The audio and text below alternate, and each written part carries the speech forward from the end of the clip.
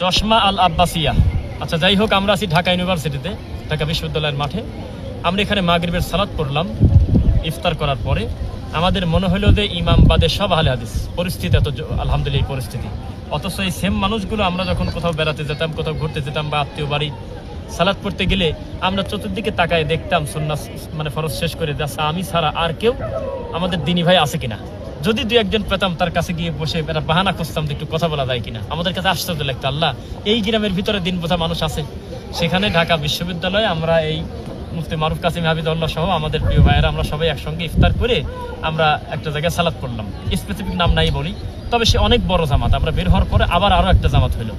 তো সেখানে আলহামদুলিল্লাহ আমাদের মনে হলো যে ইমাম সাহেব বাদে আমিনের যে গতি এবং যেভাবে আমাদের ডানে বামে শাকিল ভাই এবং আমার পাশাপাশি দিনে দাঁড়িয়েছিলেন, আমরা যদি ভুল না করি তিনি একজন বড় দায়িত্বশীল হবেন বা একজন বড় কিছু, তিনিও দেখলাম যে বুকে হাত বেঁধে রফলে দেন করে এক কথা সুন্নাহ মোতাবেক সালাত, এই হলো কথা।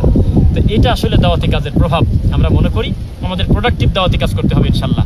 আল্লাহ যদি আমাদের হায়াতে রাখে, আমাদের এই দাওয়াতি কাজ, এই মেহনত অব্যাহত রাখবো আমরা মৃত্যু পর্যন্ত ইনশাল্লাহ। সেই সাথে আমাদের এই কথাগুলো যারা শুনতেছেন প্রত্যেকেই আমরা দায়ী, প্রত্যেকে তার এলেম সম্পর্কে জিজ্ঞাসিত হতে হবে আল্লাহর সামনে। আমরা জাগতিক সমস্ত ব্যাপারে পটু, দিনের ব্যাপারে কথা আসলে আমরা শুধু এড়ায় যাবো, এটা হবে না। ফাআলাম আন্নাহু লা ইলাহা ইল্লাল্লাহ, আমাদের এলেম অর্জন করতে হবে প্রকৃত লা ইলাহা ইল্লাল্লাহ কি। আমরা মূলত তাওহীদেরই দাওয়াত দেব মৃত্যু পর্যন্ত। আল্লাহ আমাদের কোরআন এবং সুন্নাহ ভিত্তিক চলার তৌফিক দিন ইনশাআল্লাহ। এবং এই ধরনের বড় বড় বিশ্ববিদ্যালয়, বড় বড় প্রতিষ্ঠানে হাজারো দিনী ভাই দিয়ে ছড়িয়ে পড়বে, হাজারো দাওয়াতি প্ল্যাটফর্ম হবে।